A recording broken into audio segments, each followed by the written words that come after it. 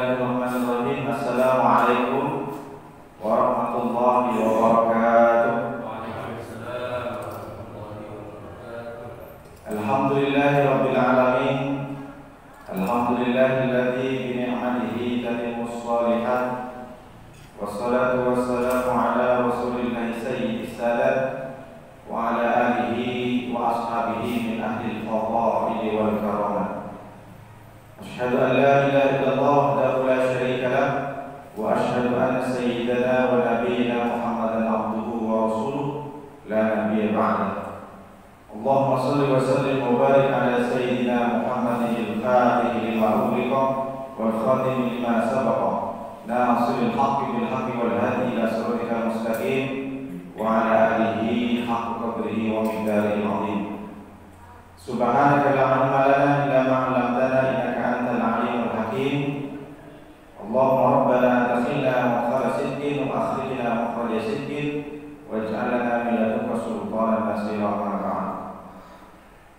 Bapak-bapak, ibu-ibu, jamaah subuh Masjid Al-Mulisin yang saya tak bisa sebut satu persatu namanya karena kita sudah kenal, kita sudah menjadi sahabat, kita sudah menjadi saudara. Mudah-mudahan semua yang hadir di Masjid Al-Mulisin hari ini menjadi hamba-hamba Allah yang selalu dimuliakan oleh Allah Subhanahu wa taala. Amin ya rabbal alamin. Bersyukur kita kepada Allah dengan mengucapkan alhamdulillahirabbil alamin. Bersyukur atas nikmat tidak hanya kesehatan tapi kesempatan yang baik ini kita semua yang hadir di sini kita gunakan sudah beramal soleh dan beribadah. Sudah melaksanakan sholat subuh secara berjamaah.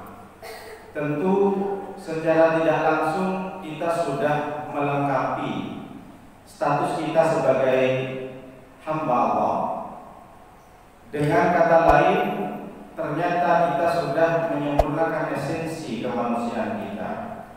Karena memang tujuan hidup kita di dunia itu adalah untuk beribadah. Surat Ad-Dariyat ayat 56. Wa ma khalaqtul jinna wal insa illa liya'budun. Tidaklah aku ciptakan, kata Allah, jin manusia dan manusia itu kecuali beribadah. Yang menarik dalam ayat ini Allah meletakkan dalam bentuk bahasa Arab namanya adatul hasri, the only one, satu-satunya. Seandainya Allah mengungkapkan firman-Nya itu dengan kalimat aku ciptakan manusia untuk beribadah, maka bisa jadi peluang kita, potensi kita untuk selain beribadah. Tapi ternyata adatul hasri, satu-satunya.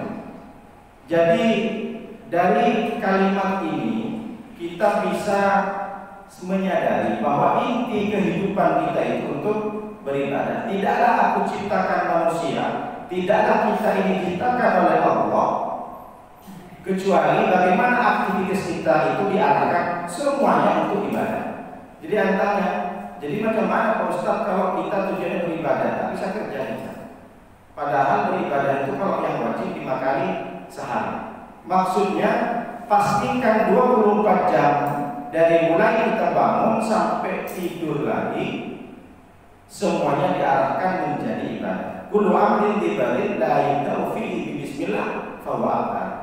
Kalau ingin pekerjaan kita menjadi ibadah, awali dengan bismillah. Berangkat kerja, baca bismillah, insya Allah ibadah. Jangankan berangkat kerja, nyapu halaman, gotong royong, kalau kita niatkan ibadah, jadi ibadah juga.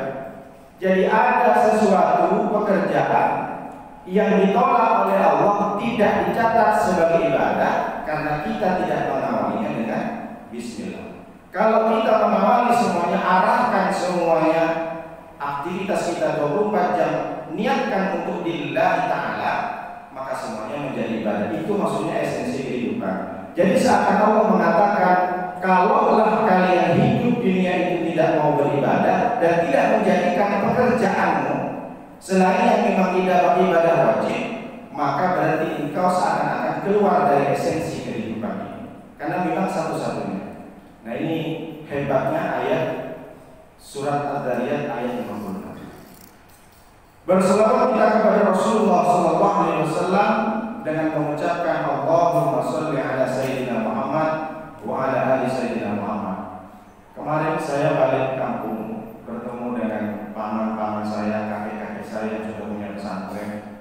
Dia bilang sama saya bawa sepupu saya tidak kenal dengan kakek paman saya.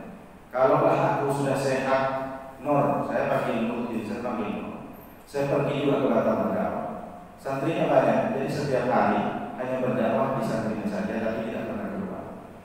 Kamu ini sekarang pergi bertemu dengan saya bersama sepupumu. Dia tanya sepupu saya namanya Fauzi. Fauzi, kamu kenal sama saya? Justru kamu kenal, saya tahu. Iya Pak Kiai, saya kenal, saya tahu. Tapi apakah kamu berani datang ke saya, menemui saya, kalau tidak bersama Nur? Maka sepupu saya bilang, saya tak berani. Berarti kamu bisa berhadapan-hadapan denganku di sini tempat tamu ini karena engkau membawa Nur. Begitu juga kita bertawassul kepada Rasulullah. Makanya setiap kita baca Yasin tahlil, kita diawali dengan ila hadratin Nabi Mustafa sallallahu alaihi wasallam wa ala alihi washabihi al-Fatihah. Karena masih banyak orang alergi dengan Fatihah kepada Rasulullah. Artinya apa? Kata Nabi, kullu du'ain mahjubun. Setiap doa itu ada penghalang, ada satir. Hatta yusalla ala Muhammadin, kecuali doa itu dibacakan sholawat. Maknanya bagaimana? Banting tulang merasa ringan kita berdoa kepada Allah, tapi kalau kita tidak bertawassul kepada Rasulullah, doa itu masih terhijab, tertolak. Kita mesti harus bawa orang dalam. Katakanlah sekarang saya tidak kenal dengan wali kota, yang kenal dekat Kiai Royan misalkan. Saya bawa proposal, apakah saya langsung bertemu tanpa membawa Kiai Royan itu langsung bertemu? Tentu secara akal tidak. Kenapa? Mungkin masih antri. Bisa saja wali kota bilang saya masih sibuk. Tapi karena saya membawa Kiai Royan karena dekat dengan wali kota, saya pegang Kiai Royan. Sini dulu ketemu. Nah, perkaranya intinya ketika saya sudah bertemu dengan wali kota, apakah saya masih berbicara dengan Kiai Royan? Tolong proposal saya antarkan ke depan. Wali kota di depannya. Begitu juga kita di dalam sholat. Sholat itu bermunajat minta doa kepada Allah. Tapi di dalam sholat itu ada sholawat kepada Nabi. Maknanya apa? Sebanyak apapun minta kepada Allah, tapi kalau kita tidak melewati Rasulullah, maka semua doa itu tertolak. Maka kita dianjurkan ketika berdoa, kita ingat kepada Rasulullah, berselawat kepada Rasulullah. Agar apa? Mudah diterima oleh Allah, karena ada orang dalamnya Nabi Muhammad sallallahu alaihi wasallam.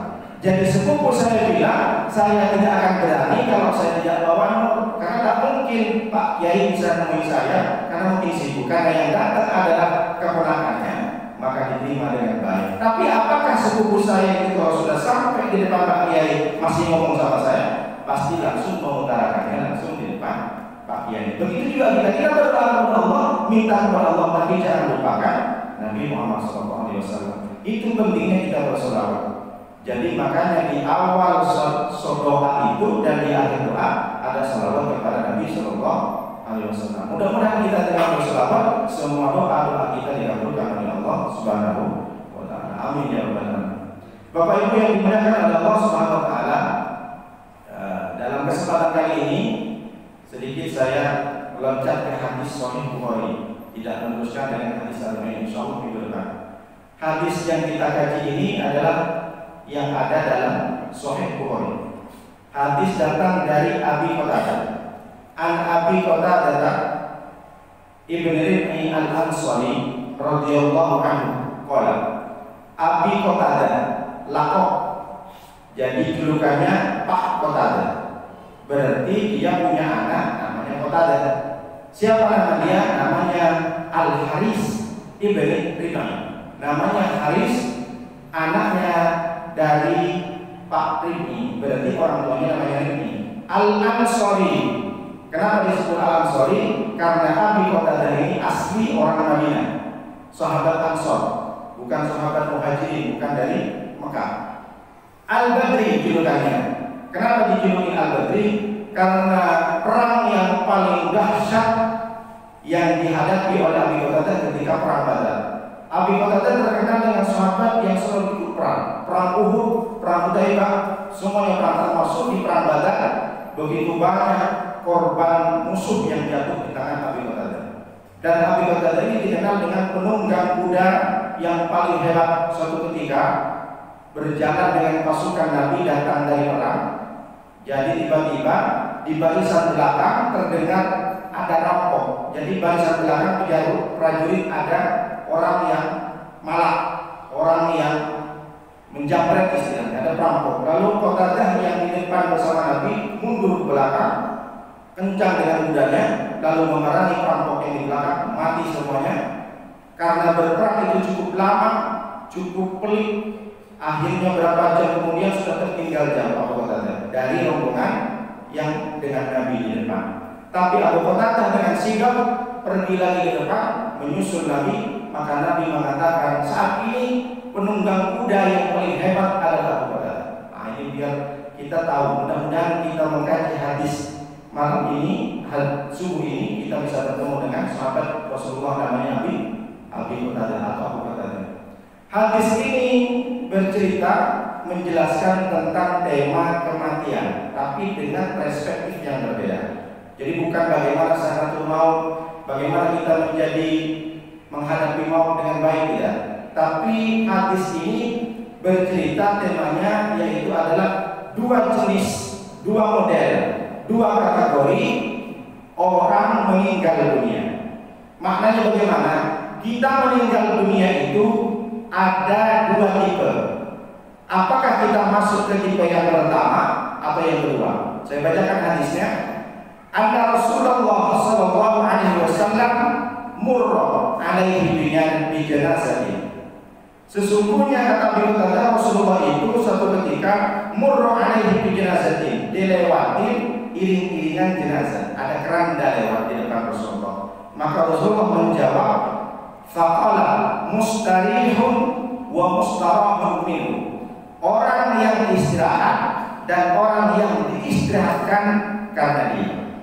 Sahabat bertanya, faqalu, jamak, berarti banyak sahabat satu waktu itu. Nanya ke Rasulullah, ya Rasulullah, mal mustarihun, siapa yang kau maksud orang yang istirahat? Wa mal mustarahun minhu, dan siapa yang dimaksudkan engkau itu yang diistirahatkan dari orang yang meninggal. Maka Nabi menjawab, qala Nabi sallallahu alaihi wasallam, al-abdul mu'minu yastarihu min nasabid dunya wa adha. Yang pertama yang disebut dengan mustarih, orang yang istirahat, adalah orang yang beristirahat dari dia. Orang istirahat itu adalah orang yang istirahat dari nasabid dunya, kepayahan dunia, kesulitan dunia, keletihan dunia, kecapean dunia, wa'adha, dan segala macam bentuk masalah-masalah dunia. Jadi ada yang pertama itu kata Nabi, orang meninggal itu dia statusnya istirahat. Istirahat dari apa? Istirahat dari kepayahan, keletihan, dan kesulitan-kesulitan dunia. Kemudian Nabi mengatakan yang kedua, wal mustarah minhu al-abdul fajiru, hamba yang melakukan dosa, yastarihu minhul ibadu wal biladu wasyajaru wad-dawa. Orang yang istirahat yang kedua ini adalah orang lain yang istirahat karena kepergian dia.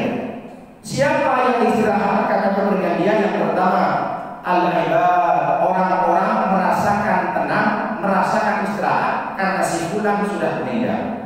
Kemudian yang kedua, wal bilad, negeri-negeri pun ikut bahagia, negeri-negeri istirahat karena kematian dia.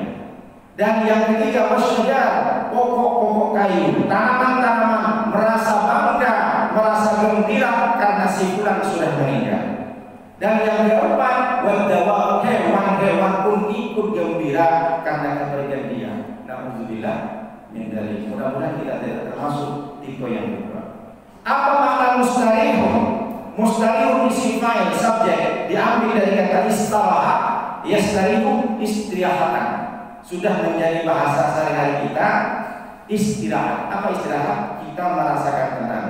Kalau kita seharian capek bekerja, kemudian kita pulang ke rumah, tidur di rumah, tidur di kamar, tenang, istirahat. Itu artinya istirahat. Selesai dari semua masalah, punya kasus di pengadilan, selesai perkara itu, kita istirahat di rumah, tenang. Jadi makna istirahat itu adalah kita merasakan nyaman, tentram, tenang. Karena kenapa? Selesai mengerjakan dari segala kesibukan yang melelahkan. Makanya istirahat itu juga orang Malaysia bilang rehat. Nabi suatu ketika Nabi Muhammad SAW itu merasakan sudah capek letih masuk ke masjid, maka selalu memanggil Bilal, ya Bilal, aqimis sholata alihna Bilal. Bilal, cepat iqamat alihna biha. Istirahatkan kami semua di sini dengan melaksanakan sholat. Biar gak terlalu panjang sedihku dan sedihnya sahabat yang lain ini, cepat sekali iqamat. Saya ingin sholat, karena dengan sholat kita merasakan tenang. Itu makna istirahat. Yang kedua, mustahab minum, orang meninggal ternyata orang lain yang istirahat. Nah ini mudah-mudahan kita termasuk yang kedua ini.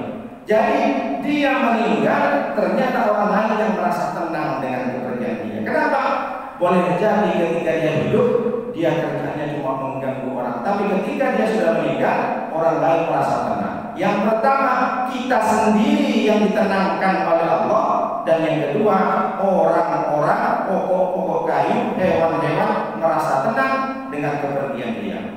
Nah, apa maknanya istilah yang pertama, mustarihun, yaitu yastarihu min nasabid dunia, dari kepayahan dunia. Nasab itu bahasa Arab artinya ada dua, ada ta'ab, ada musyaqqah. Nasab artinya itu adalah ta'ab, lelah, capek. Kemudian musyaqqah, jelibet, ribet, banyak masalah, bertubi-tubi. Mulai dia dilahirkan sampai punya cucu tak selesai-selesai masalahnya. Maka ketika dia sudah meninggal, dia sudah diistirahatkan oleh Allah. Kenapa? Karena dia sudah ditenangkan dari berbagai macam cobaan ujian yang selama masa hidupnya. Kemudian apa salah satunya? Coba saya kasih contoh. Ada seorang anak, dia dilahirkan dari seorang ibu yang jahat. Lalu kemudian masih bayi saja sudah dibuang oleh ibunya, dimasukkan ke kardus macam tong sampah, dibuang, lalu kemudian ditemukan oleh lembaga atau yayasan atau panti asuhan. Malah tak dapat ditolak, untung pun tak dapat diraih. Ternyata setelah diasuh oleh panti asuhan, yang ngurus di panti asuhan pun jahat. Mohon maaf, yang terjadi viral kemarin hanya dimanfaatkan. Bayi perempuan, selama dia hidup di panti, bukan malah diajarin agama, tapi diperalat, dimanfaatkan. Memang hidup itu begitu susah, pahit dia alami hidup. Sampai pada masanya si bayi perempuan ini menikah bertemu dengan laki-laki pun tak tanggung jawab, dengan suami yang tak layak. Memang hidup mau tidak mau harus dijalani, tapi jangan sampai meskipun banyak masalah, hidup harus move on, kata orang sekarang. Jangan sampai bunuh diri seperti kasus yang kemarin, karena dalam Islam bunuh diri tidak dibenarkan. Ketika dia sudah punya anak pun tidak berbakti. Alhamdulillah min dzalik. Mulai dari bayi dibuang, dia tidak pernah menginginkan lahir dari seorang rahim ibu yang jahat, yang hanya dibuang di selokan. Dia juga tidak menginginkan menjadi anak yang diasuh oleh orang-orang jahat. Dia juga tidak pernah menginginkan punya suami yang jahat kepada dia. Sendau gurau yang dirasakan oleh orang dengan ayahnya tak pernah dia dapatkan. Memiliki suami yang sayang dengan istrinya tak juga dia peroleh. Mendapatkan anak yang tidak berbakti kepada dia tak pernah dia rasakan. Memang begitu pahit di dunia. Tapi ketika seorang perempuan ini, meskipun banyak cobaan ujian hidup, tapi karena dia beriman kepada Allah, dia tidak pernah mencaci Allah. Dia tidak pernah mencaci, dia tidak pernah menyalahkan takdir yang hadir dalam kehidupannya. Itulah maqam yang tertinggi. Raditu billahi rabba wa bil islami dina wa bi Muhammadin nabiyya wa rasulah. Dia pasrah, dia ridho kepada Allah sebagai Tuhan, dia ridho Islam sebagai agamanya, dia ridho Nabi Muhammad sebagai utusan. Dia tidak pernah mencaci, dia tidak pernah menyalahkan takdir. Masalah yang mendapatkan ujian hidup dia, karena memang Allah sudah menyampaikan kepada manusia bahwa walanabluwannakum bisyai'in minal khawfi wal ju'i wa naqsin minal amwali wal anfusi wat thamarat wa basyiris sabirin. Kata Allah, sungguh aku berikan kepada kalian ujian. Ujian apa? Takut. Siapa yang tak takut di sini? Semua orang takut, khawatir, cemas, takut nanti pensiun aku mau makan apa, takut nanti kalau anak sudah besar bisa punya pekerjaan enggak ya, cemas. Siapa pun cemas. Orang manusia kalau masih ada cemas berarti jelas itu manusia. Kalau ada di antara kita tidak ada kekhawatiran, berarti dia bukan tercipta dari manusia yang punya darah. Boleh jadi dia robot. Karena kalau kita merasa cemas berarti itu adalah fitrah manusia. Karena memang ujian dari Allah. Cemas nanti mohon maaf, ibu-ibu takut suami nanti diambil pelakor dan sebagainya. Karena suaminya bekerja di marketing. Begitu juga ibu-ibu khawatir nanti anak tidak menjadi sarjana, tidak hafal Quran, biasa itu. Wal ju'i dan kelaparan, wa naqsin minal amwal, kemiskinan seperti terjadi dalam masa-masa Covid-19. Wa thamarat, punya bisnis ditikung oleh orang. Tapi bagi orang yang sabar Allah menyampaikan wa basyiris sabirin, dan berikanlah kabar gembira kepada orang-orang yang sabar. Siapa orang yang sabar? Alladzina idza asabatuhum musibatun qalu inna lillahi wa inna ilaihi raji'un. Jangankan kesedihan, kematian, jangankan paceklik, jangankan di PHK, jangankan rasa takut, semua masalah bertubi-tubi datang, itu semua, jangankan semua masalah kita sendiri adalah milik Allah dan kembali kepada Allah Subhanahu wa taala. Jadi orang perempuan bayi ini mulai dari kecil karena dia sudah bertubi-tubi masalah, tapi karena dia berpegang teguh kepada Allah dan Rasulullah, sehingga akhir pada masanya dia sudah meninggal dalam keadaan iman dan Islam, itulah dia posisinya diistirahatkan oleh Allah. Dia sudah tenang, dia sudah tidak merasakan cobaan yang pernah dibuang oleh dunia, dia sudah terlepas lagi dari suami yang jahat. Kenapa? Karena dia sudah mustaqim, diistirahatkan, dia sudah tenang. Makanya kita Bapak Ibu sering mengatakan, mari kita antar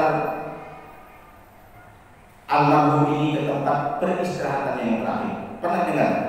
Biasanya di sinetron industrial kan? Nah, belum lagi ada ajan-ajannya. Kemudian yang kedua, dari dia berbeda suku, berbeda pakaian, berbeda kulit, bertemu dengan seorang suami, dia berharap ketika dia sudah menikah, dia bisa memperbaiki kehidupannya. Sebelumnya dia enak sekolah, kuliah, bertemu dengan calon suami, pertama melihat dianggap baik, tapi ternyata setelah menikah masalah pun datang. Suami ternyata selingkuh, punya anak pun anak masalah, pergi ke tempat kerja pun masalah, kacau kalau kehidupannya, sampai curhat dia sama temannya, si istri ini. Aku sudah capek betul, banyak masalah. Dulu aku menikah sama suami ini, saya kira aku bahagia karena dia sudah punya jabatan, dia orangnya cerdas, dia selalu menjadi motivator di mana. Ternyata kebahagiaan itu aku tak dapat, capek betul, aku pengen mati saja. Bilang sama temannya. Akhirnya ketika dia sudah tenang, kata temannya, sabar. Kalau engkau nggak sabar, kau istirahat saja. Bertemu dengan Allah. Apa maknanya? Ketika orang ini masih tetap berpegang teguh, meskipun banyak ujian dia mendapatkan suami yang tak layak, dia tetap bisa menjadi orang yang berharap mustarih, diistirahatkan oleh Allah. Makanya ketika ada ulama-ulama sudah meninggal ketika waktu muda, saya tuh nengoknya bahagia. Tapi banyak juga orang yang menangis sebenarnya. Kenapa? Karena ulama ini sudah terlepas dari fitnah, huru hara, hiruk pikuknya dunia. Dan memang juga kita tidak bisa tertahan. Banyak orang-orang yang sudah baik, ulama-ulama meninggal, orang banyak menangis. Pertanyaannya, boleh nggak menangis kita ada orang meninggal? Boleh. Rasulullah saja sudah menangis ketika sahabat namanya Utsman bin Maz'un, bukan Utsman bin Affan, meninggal.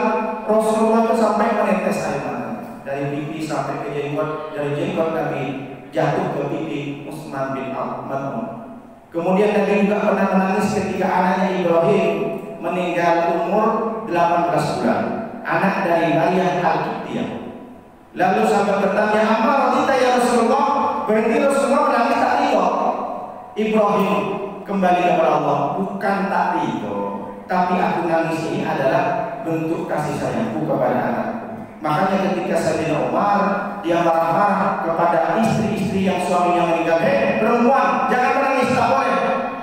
Maka ditegur oleh Nabi, Umar jangan kau tegur, da'uhunna fa inna nafsa wasabatun wal aina daimatun, kata Rasulullah. Sesungguhnya jiwa-jiwa seorang istri-istri itu dalam keadaan berkabung, dalam keadaan berduka. Wal aina daimatun, sementara air mata yang jatuh dari istri itu bukan karena dia meratapi, tapi karena bentuk kasih sayang. Yang tak boleh itu kata Nabi, laisa minna man laqamal hudud wa syaqqal juyub wa da'wa bid'ah jahiliyah.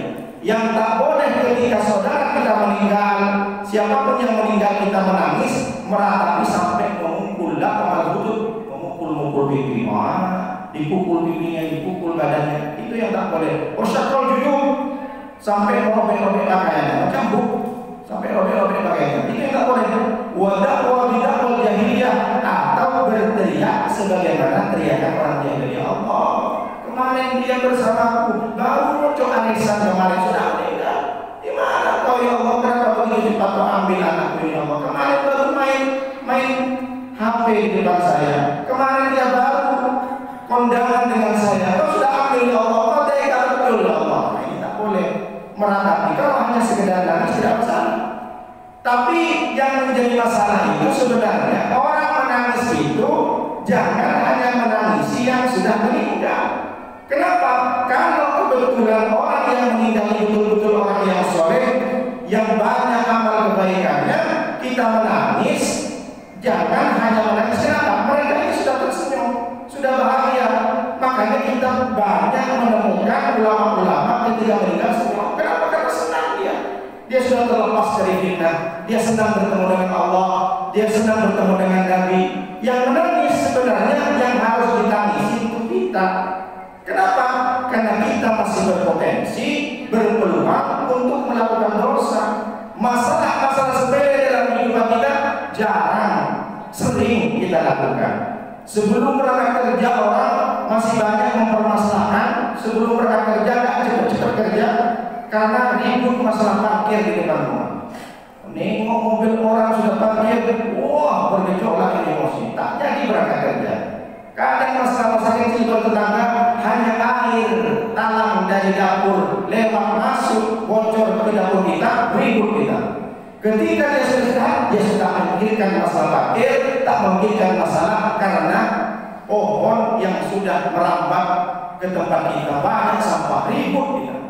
Masalah-masalah kecil kadang ketika kita sudah istirahat, kita sudah terlepas darinya. Jadi yang mesti kita tangisin adalah kita yang masih hidup, apa? Berpeluang, berkesempatan melakukan dosa kepada Allah. Sementara yang sudah meninggal sudah terlepas, dia sudah bertemu dengan Allah Subhanahu wa taala. Makanya Nabi mengatakan hadis dari Abu Hurairah, apa kata Nabi? Ad-dunya sijnul mu'min wa jannatul kafir. Dunia itu adalah penjaranya orang-orang beriman.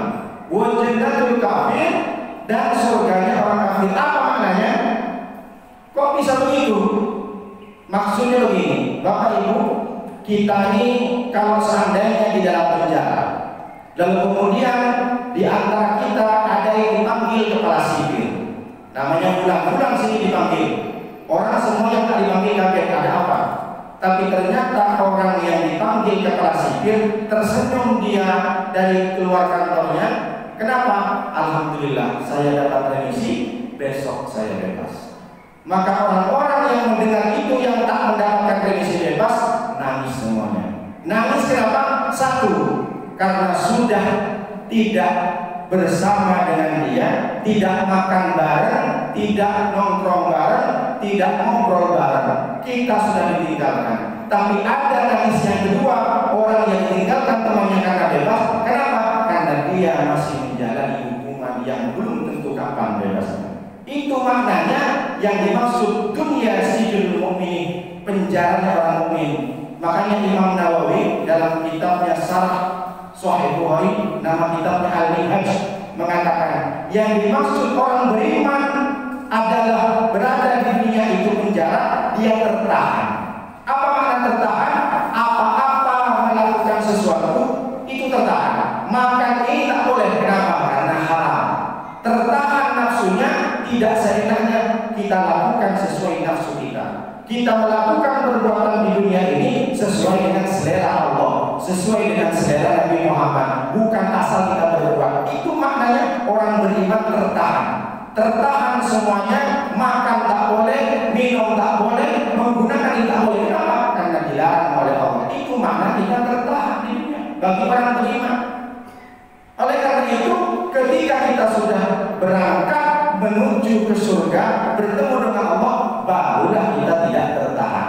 Surat Al-Qiyamah 31 dan 3, apa kata Allah? Wa ma in maskubil wa faqiyatin kasiratil la maqtu'atin wa la mamnu'ah. Di surga itu semuanya sudah tidak tertahan.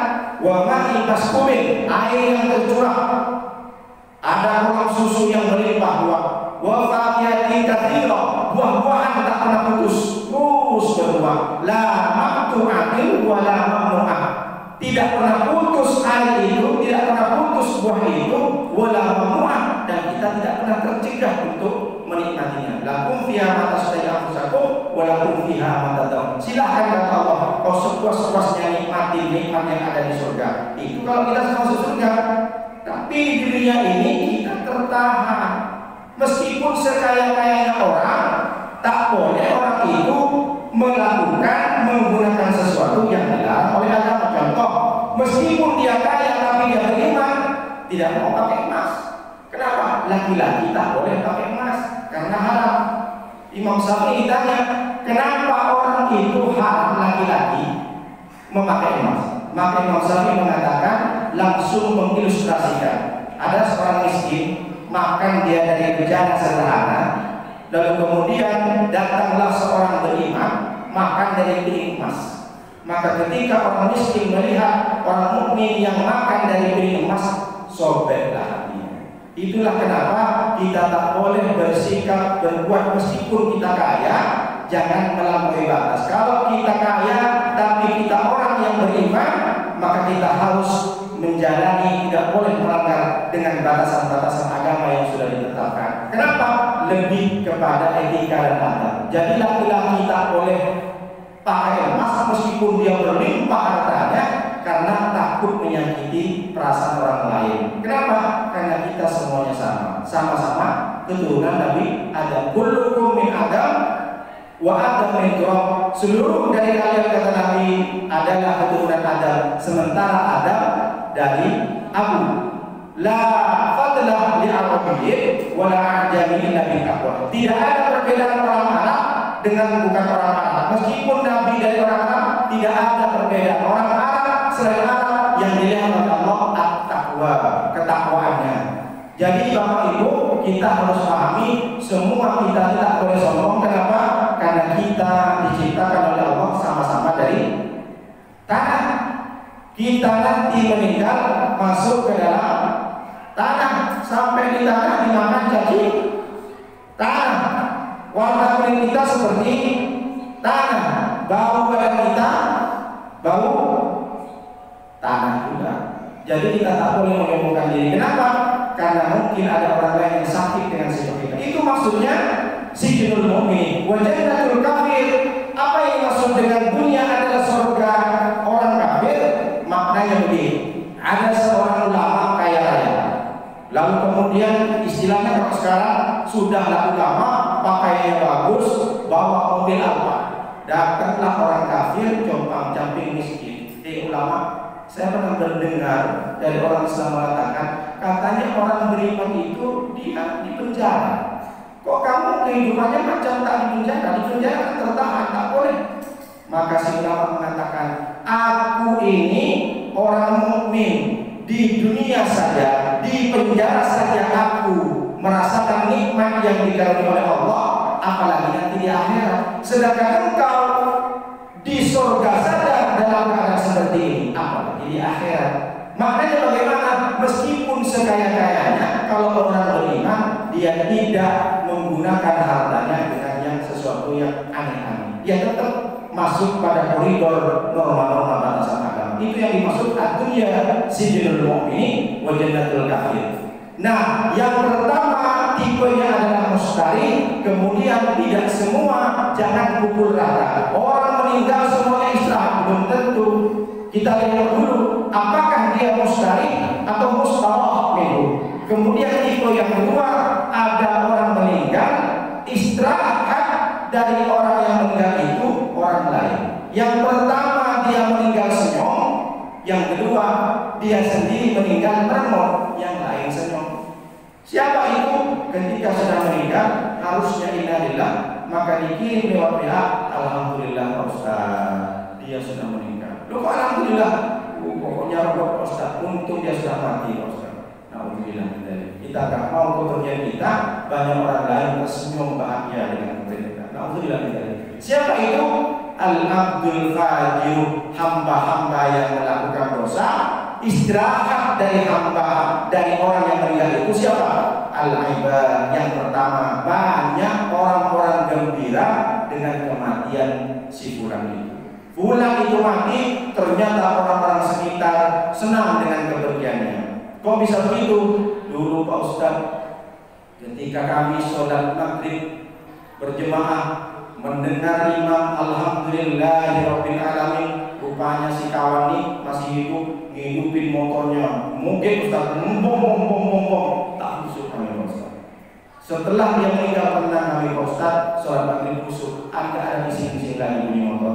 Tapi saya Pak Ustaz, 40 hari kemudian ponakannya dari kampung datang. Ini motornya bukan pas lagi Pak Ustaz, pakai teriak lagi, treng, sudah kompet 2 tak lagi. Steng-steng lagi Ustaz, wah ini lebih nyesek, mudah-mudahan cepat mati juga ponakannya Ustaz. Jadi jangan sampai kita masuk ke dalam ini. Contoh yang kedua, tenang kata orang-orang pasar Ustaz, alhamdulillah di pasar sekarang sudah tenang kami. Kenapa? Orang yang suka marah itu Ustaz sudah mampus. Alhamdulillah. Kenapa? Ketika yang hidup Ustaz dipalatinya kami semua Ustaz, setiap pagi 10.000, sore 10.000, paling dengan kami gak laku Ustaz. Tapi dia sudah meninggal Ustaz, pergi mampus lagi, tenang kami Ustaz, kami sudah tidak dipalak lagi. Yang ketiga contoh, seorang ibu justru dia menjadi teror di rumahnya. Siapa yang meneror? Anaknya. Dulu kalau orang itu di dalam rumah takut karena ada Belanda dan Jepang, karena dijaga. Ini ada seorang ibu merasa diteror sama anaknya sendiri. Malam-malam ada bunyi motor kompet datang. Waduh, si ibu berdebar-debar jantungnya. Anakku datang, ya Allah, gimana ya Allah? Nanti dia kalau sudah masuk ke ruangan ini minta duit, tak dikasih duit, dia ngamuk semuanya. Kenapa? Ibu merasa tidak tenang dengan ada anaknya yang durhaka. Ibu merasa diteror sama anaknya sendiri. Ada, saya sudah ceritakan kemarin di kamar. Dia hanya hidup dengan ibu berdua, tapi ternyata anak itu menjadi teror. Selalu berdebar jantung ibunya, padahal dia yang sudah dikandung 9-10 hari, mengalir air susu sama anaknya, tapi anaknya menjadi teror bagi kehidupan ibunya. Kenapa? Karena anaknya nanti kalau sudah setiap malam minta duit, beli narkoba, beli pokoknya macam-macam untuk top up, beli untuk main game. Kenapa? Akhirnya ketika anaknya sudah tidak ada di rumahnya, si ibu apa yang dilakukan? Berdoa, ya Allah, kalaulah memang anak ini tidak bisa sembuh, matikan saja ya Allah. Bayangkan, seorang ibu kandungnya sendiri mendoakan anaknya cepat mati. Kenapa? Ketika anaknya mati, justru ibu bukan sedih, tapi senang, gembira. Alhamdulillah ya Allah, sudah selesai saya dari kesulitan dari anak saya. Ada juga seorang istri yang merasakan nyesek hidupnya karena suami setiap malam datang bau mulutnya bau tong sampah. Kalau jemaah polisi, bapak-bapaknya datang ke rumah, assalamualaikum bunda, assalamualaikum mama, sudah sarapan belum, sudah sholat duha belum, datang dengan yang sungguh enak. Inilah lagi datang ke rumah sudah mulut bau alkohol, digedor pintunya, malam dia mau. Apa kata istrinya? Ya Allah, ketika dia sudah tidur, kalaulah suami saya ini jodoh saya, maka berikan umur yang panjang sehingga dia bertobat kepada Allah. Tapi kalau dia tidak pernah tobat, tak dapat hidayah dari Allah, matikan hatinya. Seorang istri pengen mati cepat suaminya. Alhamdulillah min dzalik. Ketika suami sudah meninggal, bahagialah istrinya. Alhamdulillah Ustaz, saya sudah senang. Tak apa saya meskipun jadi janda selamanya Ustaz daripada saya punya suami yang seperti itu. Dia ajak sholat kajian subuh susah Pak Ustaz, hanya ngabisin duit saya kerja bagi tulang Pak Ustaz, nyetrika ke rumah. Ini malah suami yang ngabisin. Alhamdulillah min dzalik. Yang pertama al-ibad, kemudian yang kedua gembira dengan kepergian dia apa? Al-bilad, jamak dari al-balad. Negeri-negeri pun senang, negeri-negeri pun sudah tidak dilanda musibah. Kenapa? Karena dia sudah meninggal. Kata Imam Nawawi, apa yang dimaksud dengan al-bilad? Negeri saja bahagia, negeri saja sudah bangga dengan kepergian dia, karena ketika dia memimpin, bencana, susah, melaratan, kepayahan sering terjadi dalam daerah situ. Dia memimpin di kecamatan itu tidak pernah mendapatkan juara, malah justru banyak kriminal, tindak pidana merajalela. Tapi ketika dia sudah meninggal, semua menjadi makmur, hujan pun turun, keberkahan turun. Kenapa? Karena sudah tidak ada orang-orang, tidak ada pemimpin zalim, tidak ada pemimpin yang keji kepada rakyatnya. Sehingga negeri-negeri pun sudah makmur. Walau anna ahlal qura amanu wattaqau la fatahna 'alaihim barakatin minas sama' walakin kadzabu fa akhadnahum bima kanu yaksibun. Al-A'raf ayat 96. Apa kata Allah? Seandainya di daerah pemukiman itu, di komplek itu semuanya amanu beriman kepada Allah dan bertakwa kepada Allah, la fatahna 'alaihim barakatin minas sama'i wal ardh. Allah akan curahkan keberkahan dari langit dan munculkan dari bumi keberkahan. Tapi ternyata walakin kadzabu, mereka melakukan dosa, mereka berdusta dengan ayat Allah. Fa akhadnahum, maka Allah cabut. Kata Allah, aku cabut keberkahan itu. Kenapa? Disebabkan apa? Bima kanu yaksibun, karena pekerjaan kalian. Jadi karena seseorang itu sudah tidak ada, negeri pun ikut senang. Akhirnya tumbuh subur pohon-pohon tanaman karena hujan turun dari langit, Allah berikan keberkahan. Yang kedua, berarti orang istirahat, yang istirahat dengan orang yang meninggal itu ada di negeri. Dan yang ketiga, wasyadat, orang meninggal tidak hanya orang yang gembira dengan kepergian dia, tidak hanya negeri-negeri, daerah-daerah yang senang dengan kepergian dia. Dan yang ketiga, wasyadat, pokok-pokok kayu ini senang dengan kepergian dia. Tanaman-tanaman senang, bahagia. Emang kalau pokok kayu bisa ngomong, Ustaz? Bisa. Yusabbihulillahi ma fis samawati wal ardh. Setiap dan seluruh apa yang ada di bumi ini bertasbih kepada Allah. Allah SWT, kan itu umum, Ustaz. Ada yang khusus. Makanya Nabi mengatakan, mangkor asidrotan sallallahu alaihi wasallam. Barang siapa yang memotong pohon bidara, Allah sungkurkan kepalanya di neraka. Apa maknanya? Dia potong pohon bidara, padahal pohon bidara itu ada di jalan untuk naung. Tiba-tiba entah apa ada di isi kotaknya ini, setiap ada pohon ditebang, semua ditebang, panas semuanya. Di jalan tempat orang rindang, entah apa yang dirasuki setan dari mana, ditebang saja pohon. Padahal pohon itu bermanfaat bagi orang yang berteduh. Apa maknanya? Ketika dia sudah meninggal, pokok kayu kata alhamdulillah, kata pokok kayu. Sekarang saya sudah tidak bertasbih kepada Allah karena sudah tidak dipotong sama si kawan. Untung dia sudah meninggal, mampus dia kata. Emang bisa tidak? Bisa. Makanya dalam hadis Sahih Muslim, Sahih nomor 2392, Nabi suatu ketika dia berjalan di kebun, bihatin min hatin Madinah, di kebun itu ada pemakaman. Nabi langsung bilang kepada sahabat, sami'a sauta min insain yu'adzaban. Saya mendengar suara dari kubur dua ini dan ternyata mereka berteriak, disiksa di dalam. Kata Nabi SAW, yu'adzabani, disiksa ya Rasulullah. Kata sahabat, iya, wa ma yu'adzabani fi kabir, tapi dia disiksa di kubur bukan karena dosa yang besar. Wa ma yu'adzabani fi kabir, betul tak ya Rasulullah? Kenapa? Dosa apa dia? Kok bisa sampai disiksa, sampai teriak-teriak, teriakannya sampai terdengar oleh Rasulullah? Jadi sahabat penasaran, dosa apa yang dilakukan? Maka Nabi mengatakan, kana ahaduhuma la yastabri'u min baulihi wa kana al-akharu yamshi bin namimah. Perhatikan. Pertama, kubur yang satu dia disiksa di kuburnya karena dosanya la yastabri'u min mohon maaf, kencing tak cebok. Ini banyak kita temukan di mall-mall. Kenapa maksudnya?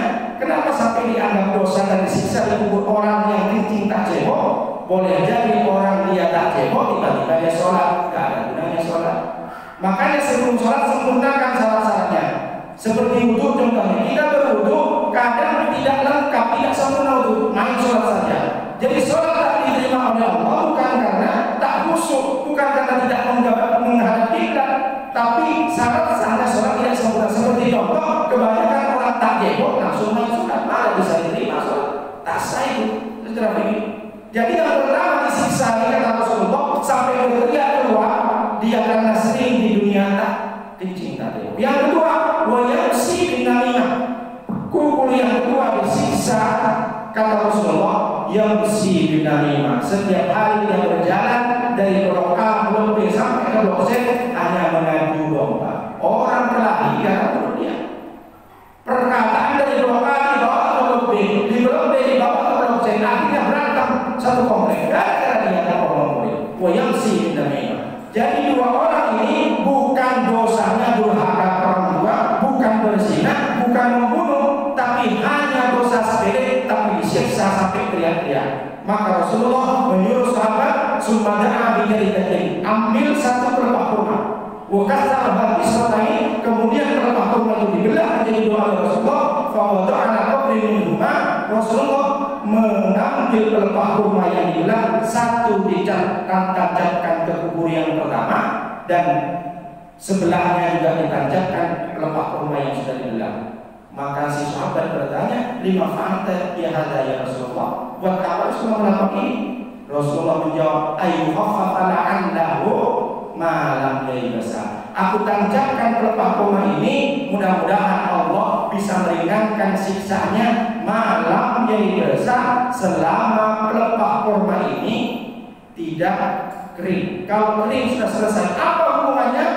Maknanya pokok kayu selama dia tidak kering, meskipun dia sudah ditebang, tidak kering, dia tetap bertasbih kepada Allah Subhanahu wa taala. Subhanallah wa bihamdihi, subhanallahil azim. Jadi kalau ada daun jatuh, selama daun itu tidak kering Bapak Ibu, dia tetap bertasbih kepada Allah. Jadi tancapkan kalau kita mau ke makam, ke kuburan saudara kita, tanamlah bunga. Selama bunga itu masih hidup, dia bertasbih meringankan sisa saudara kita dalam kubur. Ini hadis sahih. Jangan kurang ini bid'ah. Apa maknanya? Kita ini tak mau bertasbih kepada Allah lebih hina daripada pokok kayu. Kalau kita tak mau berzikir kepada Allah, malu sama daun-daun yang sering bergerak setiap hari. Jadi jangan dikira pohon-pohon kayu akan tidak ngomong. Mereka merasa bahagia karena kepergian seseorang itu yang sering menebang pohon. Makanya hati-hati sekarang Bapak Ibu, siapapun kita, kalau memang masih penting dan bermanfaat, jangan asal tebang pokok kayu. Tengok manfaatnya, diskusi dulu sama Pak RT. Jangan main tebang saja. Ini kemarin di jalan ini pohon bagus, kenapa ditebang? Mama-mama merepek semua. Kenapa? Takut melaknat kita, mendoakan kita yang tak baik itu pohon kayu. Dan yang terakhir, jadi lebih cepat ada ya. Yang terakhir, orang meninggal itu yang senang dengan kepergian itu adalah ad-dawab, hewan-hewan. Hewan semuanya senang. Kenapa? Karena semasa hidupnya asal dia masuk ke hutan, nemu sarang semut, dibakar obor, dibakar semuanya. Entah apa yang ada di dalam pikirannya. Setiap nemu sarang semut, sarang obor, dibakar habis dibakar. Padahal semut itu tak nyakitin ke kita. Sekali dia masuk hutan, hobi saja dia bunuh semua. Emang semua itu berbicara? Emang hewan berbicara? Ya, kata sama Tuhan kau lihat. Nabi Sulaiman tersenyum dengan perkataan semut. Hatta tidak tahu wadi Nabi. Qala namlatu ya ayuhan namlu udkhulu masakinakum la yahtimanakum Sulaiman wa junuduhu. Kata semut, ada Sulaiman jarak 500 meter, mereka sudah mendengar deru dari kudanya. Ada Sulaiman dan saudaranya. Jangan sampai kalian terinjak, masuk semuanya ke gua sarang-sarangnya kata semut. Maka Nabi Sulaiman senyum. Jadi kalau kita tidak percaya hewan itu berbicara, berarti kita menyangkal, kita berarti tidak percaya atau ingkar kepada ayat dalam Al-Quran. Kalau kita ingkar dalam ayat Al-Quran, tidak mau. Kenapa buktinya? Nabi SAW bisa berbicara dengan hewan. Jadi orang ini meninggal, hewan imannya itu senang. Ketika bapak itu meninggal, ambil kunci istrinya, dibuka kandang burung beo yang selalu dilombakan di Liban Center. Dibuka, bapak kau sudah meninggal sekarang. Kau terbang bebas lah. Senang dia burung beo. Terbang ke sana ke sini dia sudah bebas karena bapaknya sudah meninggal. Rupanya terbang sampai sehari, tak ada yang deketin dia. Dia termasuk burung beo laki-laki. Ternyata setelah dia sadar, oh iya saya sudah tua, berarti saya tidak laku kan. Gak ada burung-burung betina yang ambil dia. Tapi dia mikir, tapi tak apalah, meskipun tak ada yang deketin, minimal bisa tengok gadis-gadis kata burung beonya. Padahal setiap pagi dia berteriak, kawin kata burung beonya. Cuma yang punya burung itu gak ngerti. Itu Ustaz, wah bagus sambil berani. Burung beo saya Ustaz, inilah yang menjadikan saya juara sekejap sebutan Ustaz. Padahal burungnya berteriak kawin. Ketika bapaknya sudah meninggal, burung beo itu sudah bebas, senang dia, alhamdulillah. Sudah tidak dijamuin telur lagi aku. Aku kan harusnya makan yang di rumput-rumput itu. Ini tiap hari dikasih obat macam-macam, dikasih amoxicillin, dikasih anti nyeri segala macam, agar burungnya dia. Padahal teriakannya kita bukan teriakan enak, cuma kita dengarnya bagus ini Pak. Jadi yang terakhir ini dia merasa gembira hewan-hewan. Oleh karena itu dari hadis ini kita sudah bisa memilah. Kita bisa memilih kita ini nanti di akhir hayatnya pengen jadi mustari atau mustawafil. Pengen Allah istirahatkan atau kita menjadi orang lain yang istirahat dengan bergantian. Mudah-mudahan kita semuanya menjadi orang-orang yang mustari, orang-orang yang diistirahatkan oleh Allah. Semua kita bisa setting dengan kita sendiri. Berbuat dan beramal kita di dunia ini ingin menjadi orang yang dari yang istirahat, bukan orang lain yang istirahat dengan keberanian kita. Mudah-mudahan dengan hadis ini kita bisa mengamalkan dan bisa memperbaiki amal kita, memperbaiki ibadah kita. Karena itu adalah tujuan hidup kita. Demikian yang bisa saya sampaikan. Mohon maaf atas segala kekurangan. Kalau ada sesuatu yang menyinggung, Bapak Ibu, itu bukan karena niat sengaja untuk menyinggung, tapi karena kebetulan saja. Mohon maaf atas segala kekurangan. Terima kasih atas perhatian. Wassalamualaikum warahmatullahi wabarakatuh.